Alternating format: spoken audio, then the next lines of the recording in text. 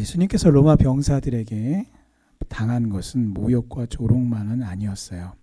뺨을 맞고 주먹으로 맞았습니다. 매질을 당하고 채찍으로 맞으셨어요. 그래서 예수님의 얼굴은 흉하게 일그러지고 부어올랐으며 피멍이 들었습니다. 채찍에 맞은 예수님의 온 몸은 채찍 끝에 달려있는 흉기에 의해서 찢어지고 벌어졌습니다. 당시 로마 군병들이 사용하던 이 채찍은 보통 세 갈래 채찍인데요. 이 죄수를 그러니까 사형이 있는 날은 이 가죽을 물에 불려 놓습니다. 그러니까 이게 가죽이라고 하는 게 물을 흡수하기도 하고 또 물이 증발해 버리면 가벼워지거든요. 근데 물을 먹이면 무거워져요. 그래서 이 세 갈래 채찍인데 이 채찍 끝에다가 뼈 조각 아니면 날카로운 쇠 조각을 매달아서 그 채찍을 휙 돌려요. 그러면 그 긴 채찍이 몸에 휘리릭 감기겠죠. 근데 감기면서 그 끝에 달려있는 날카로운 것이 몸에 와서 팍 하고 박힌단 말이에요. 근데 그 상태에서 채찍을 확 잡아당기면 어떻게 되겠습니까?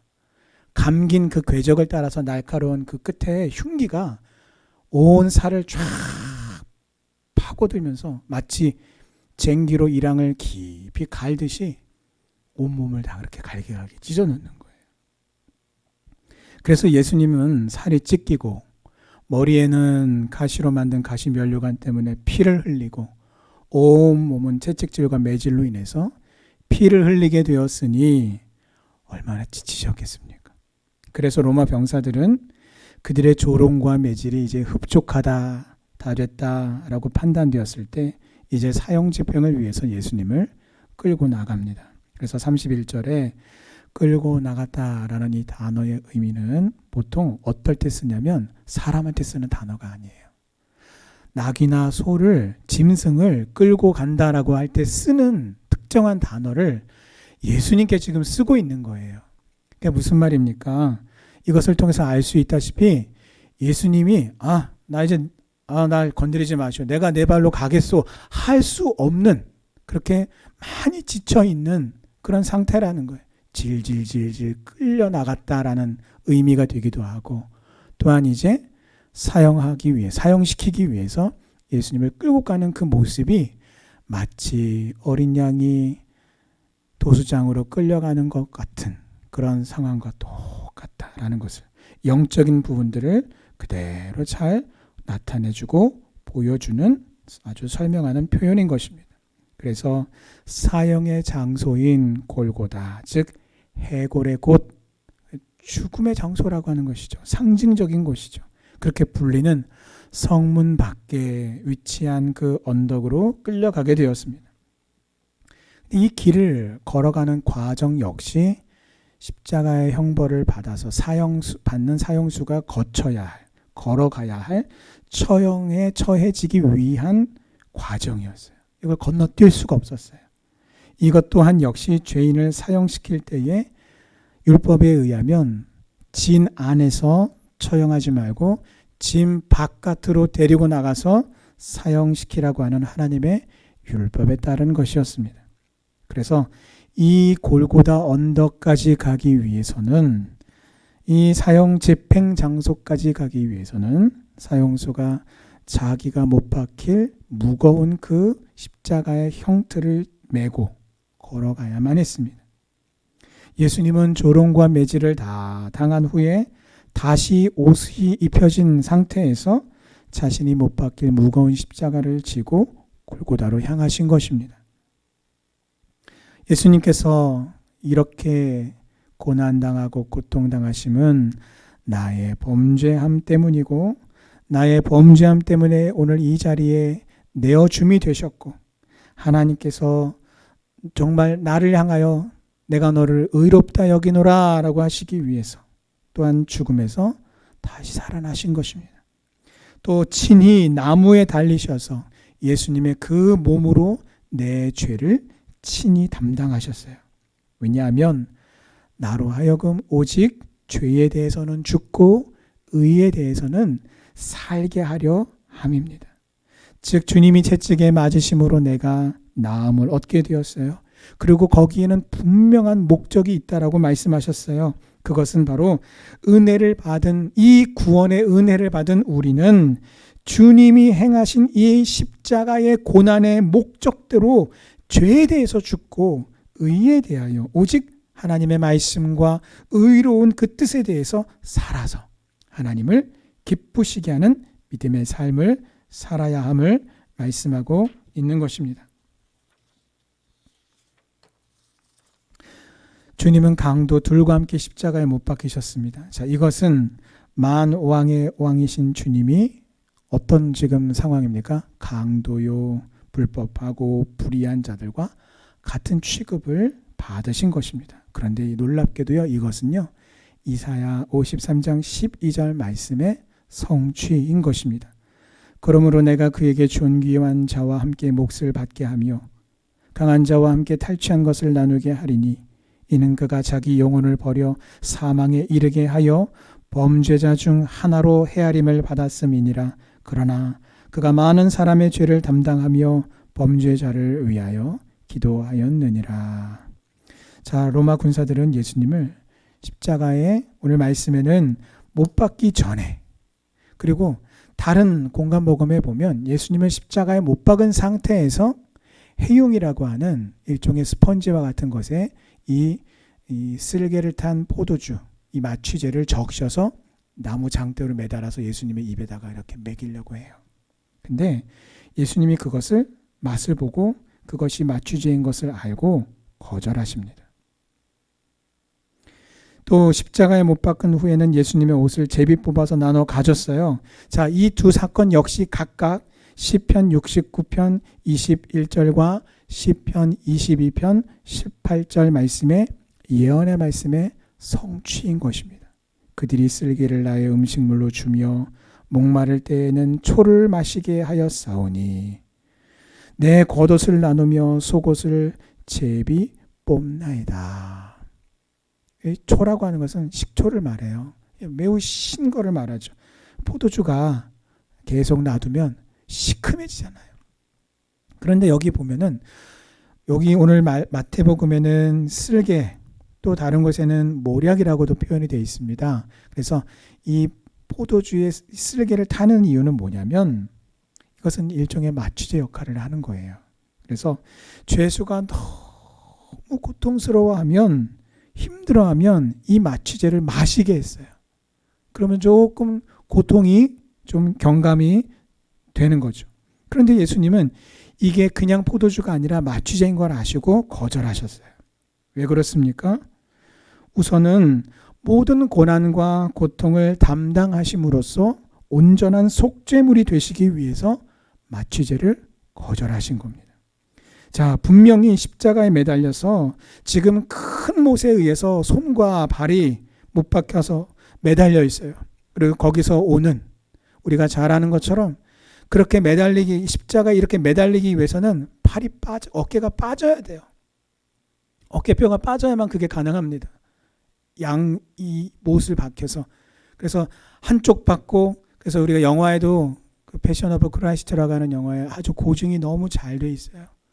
한쪽 팔을 먼저 박은 후에 다른 쪽 팔을 못 박으려고 할 때 길이가 맞지 않으니까 어떻게 합니까? 팔을 잡아당겨 버립니다. 그러면은 왜 그렇습니까? 십자가에 매달린 그 죄수는요, 이제는 이 팔에 의해서 지탱을 할 수가 없게 되는 거예요. 어깨가 빠져버렸기 때문에 이 못 박힌 손, 팔로는 힘을 쓸 수가 없어요. 오직 딱 하나, 못 박힌 발에 의해서만 자신의 몸을 가눌 수가 있게 되는 거예요. 그래서 지금 그 고통, 손과 발에서 오는 그 고통, 깊이 박힌 그 가시 면류관으로 인한 그 찢어질 듯한 고통, 이미 찢겨진 온몸에서 흘러나오는 피와 혹독한 그 고통을 가라앉히는, 그 분명히 도움이 될 것인데 예수님은 자신이 감당하셔야 될 그 사명을 이루는 데 있어서 자신이 겪어야 할 고통을 회피하지 않으셨어요. 여러분, 오늘 하나님이 나에게 허락하신 사명의 자리가 아무리 고통스럽더라도 우리가 믿음으로 끝까지 인내하며 감당해야 될 이유가 바로 여기에 있는 것입니다. 주님이 우리에게 보이신 이 모범을 따라서 끝까지 우리가 회피하지 않고 믿음으로 승리하는 성도님들 되시기를 주님의 이름으로 축원합니다. 자, 혹자는 오늘 이 마취제를 주려고 하는 이 로마 병사를 보면서 뭐라고 말하냐면, 야, 그 와중에도 조금 좀 마음이 좀 인자한 사람이 있네. 예수님을 보고 고통스러워하니까 예수님을 향해서 참 인도적이네, 인도주의적이다라고 말하는 사람도 있지만 사실은 그렇지 않아요. 이런 일들이 이 죄수에게 왜 이 쓸개를 탄 포도주를 주었을까? 이전에 없었던 일인데 어떤 로마 병사가 마음이 약해져가지고 아이고 이를 어떡하나, 예수님 너무 힘드시겠네 하고 불쌍히 여겨서 이런 일을 한 게 아닙니다. 쓸개를 탄 포도주를 십자가에 매달린 죄수에게 주는 것은 늘 있는 일이었어요. 왜 그렇습니까? 그러면 왜 고통스러워하는 죄수에게 마취제를 주려고 한 것일까요? 의학적으로 보면 여러분, 우리가 병원에 가서 고통이 심하면 과거와는 달리 요즘은요, 굳이 고통을 참으라고 하지 않아요. 아프면 말씀하세요. 마취제 놔드릴게요. 그래서 진통제를 이렇게 놔준단 말이에요. 그래서 가장 힘들고 아플 때 진통제를 통해서 그것을 잘 이겨내고 극복해 갈 수 있도록 도와줘요. 근데 의학적으로 봤을 때는 굉장히 인도주의적인 일입니다 라고 말할 수 있겠지만 사실은 정반대입니다. 왜요? 살게 해서 기절시키지 않고 최대한 그 십자가에 매달려서 그 매달린 상태에서의 모든 그 고통을 최대한 길게 느끼도록 하기 위한 것입니다. 여러분, 무엇을 의미합니까? 우리는 바로 여기서 이제 십자가의 길이라고 하는 그 믿음의 길, 사명의 길이 어떤 길인지에 대해서 다시 생각해 보기를 원합니다. 예수님은요, 예수님께 주어진 그 십자가의 길이라고 하는 것은 진짜 십자가에 못 박혀서 죽으시는 그 사명의 길이었어요. 그걸 감당하셨어요. 자, 오늘 우리도 실제로 십자가에 못 박히는 것은 아니지만 그의 비견이 되는 사명의 길을 걸어가도록 오늘 저와 여러분 모두가 주님께 부름을 받았습니다. 우리가 가는 십자가의 길은 이와 같이 결코 쉽게 갈 수 있는 길이 아닙니다. 예수님은 심한 매질과 수모를 당하신 후에 십자가의 형틀을 메고 골고다로 가야 했지만 너무 힘들어서 이미 지쳐서 계속해서 쓰러지기를 반복하셨어요. 자, 그래서 보다 못한 로마 군병이 예수님 대신에 지나가다가 지켜보고 있는 구레네 지역에서 온 시몬을 차출해서 예수님 대신 그 옆에서 함께 십자가를 짊어지게 한 것이죠. 성도님들 중에서 그 누구도 자신에게 주어진 그 사명의 십자가를 여러분 가볍게 짊어지고 골고다 언덕까지 한 걸음에 달려갈 수 있는 성도는 아무도 없다는 것이에요. 한 걸음 한 걸음이 너무나 힘겹고 무거워서 계속 쓰러지기 일쑤라는 것입니다. 그러므로 우리가 걷다가 지쳐서 쓰러지고 넘어진 채로 하나님께 원망도 하고 하나님께 호소도 하고 하나님께 도움을 구하기도 하고 때를 쓰기도 하는 것이죠. 여러분, 우리가 참 입버릇처럼 말하는 우리의 부족함, 우리의 연약함이라고 하는 것은요, 우리가 불순종하면서 입에 언급할 것들이 아니에요. 나를 부르신 그 사명의 자리에서 그 무거운 십자가를 지고 주님처럼 그 사명의 길을 걸어가면서 순종하면서 그러다가 쓰러지고 넘어졌을 때에 나의 부족함도 나의 연약함도 입에 담고 언급할 수가 있는 거예요. 오늘날 하나님의 말씀의 의미를 왜곡시키는 사람들이 불순종하면서도 뻔뻔하게 자신이 부족하고 연약하다고 변명하는 그 모습을, 골고다 언덕을 오르며 수없이 넘어지면서도 그 무거운 십자가를 짊어진 채로 사명의 길을 걸어가셨던 주님이 그 모습을 바라본다면 과연 뭐라고 하실까요? 무서운 일이고요, 두려운 일입니다. 주 안에서 사랑하는 성도 여러분, 우리는 이러한 십자가의 길, 사명의 길을 우리가 지금 걷고 있습니다.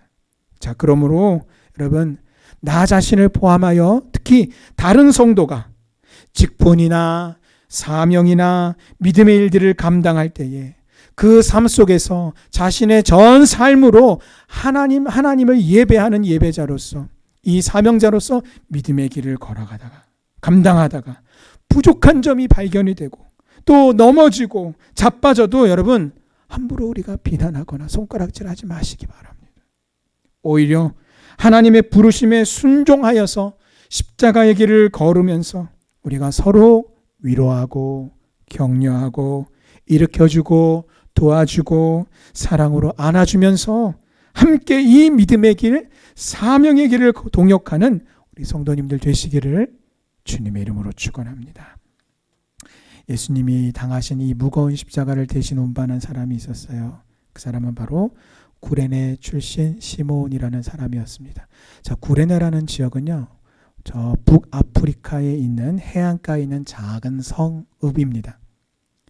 근데 시몬은 유대인이란 말이에요. 그러니까 재외동포인 거죠. 유대인인데 유대 나라에 안 살고 저 북아프리카에 있는 한 지역에, 구레네라고 하는 지역에 살고 있었던 시몬이라는 유대인이에요. 그런데 이 유월절 명절을 지키기 위해서 예루살렘에 왔다가 예수님에 대한 소문을 듣고 또 그 예수가 지금 오늘 사형을 당한다.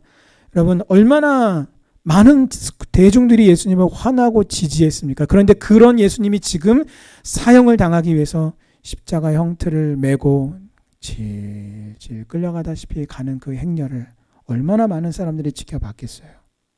근데 그렇게 보다가 어떡합니까? 졸지에 봉변을 당하게 된 것입니다. 왜요?